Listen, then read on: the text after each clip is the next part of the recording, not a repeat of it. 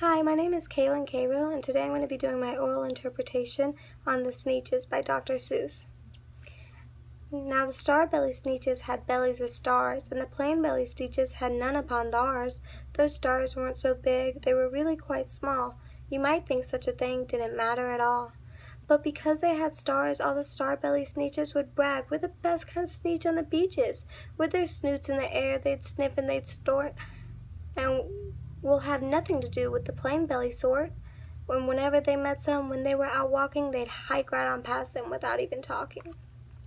When the star-bellied children went out to play ball, could a plain belly get in the game? Not at all. You could only play if your belly had stars, and the plain-bellied children had none upon theirs. When the star-bellied Sneetches had frankfurst roast or picnic parties or marshmallow toast, they would never invite the plain-belly Sneetches.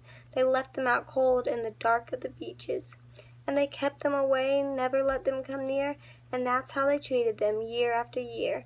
Then one day it seems, while the plain-belly Sneetches were moping and doping alone on the beaches, just sitting there wishing their bellies had stars, a stranger zipped up in the strangest of cars.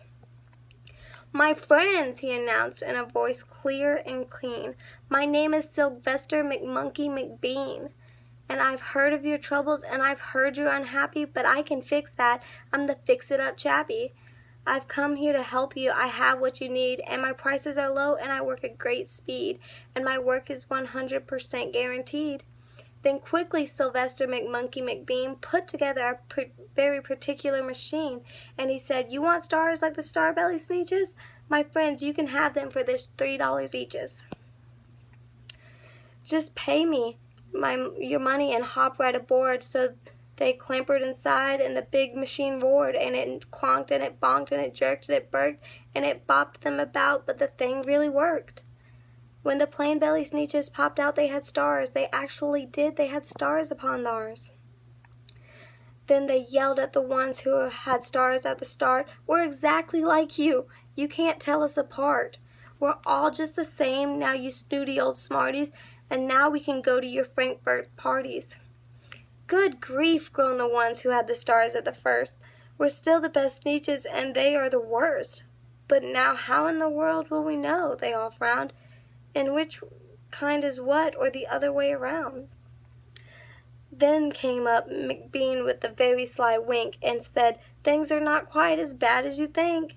So you don't know who's who. That is perfectly true, but come with me, friends. Do you know what I'll do?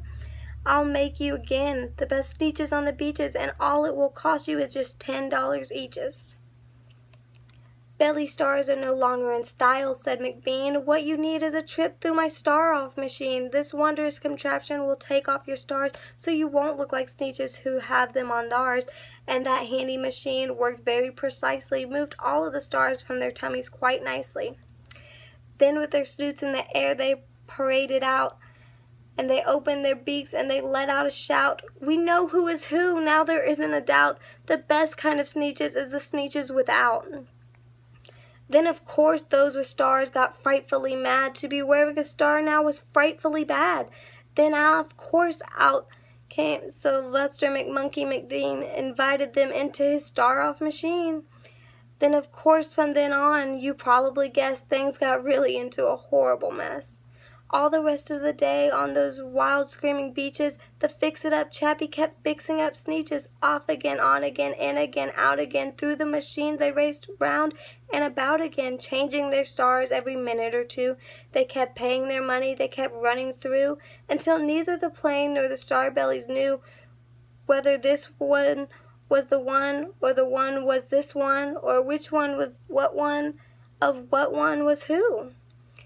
Then, when every last cent of their money was spent, the fix-it-up chappie, he packed up and went, and he laughed as he drove off in the car up the beach. They'll never learn. You can never teach a Sneetch. But McBean was quite wrong. I'm happy to say the Sneetches got really quite smart on that day. The day they decided the Sneetches are Sneetches, and no kind of Sneetch is the best of the beaches. That day all Sneetches forgot about stars, and whether they had one or not upon theirs.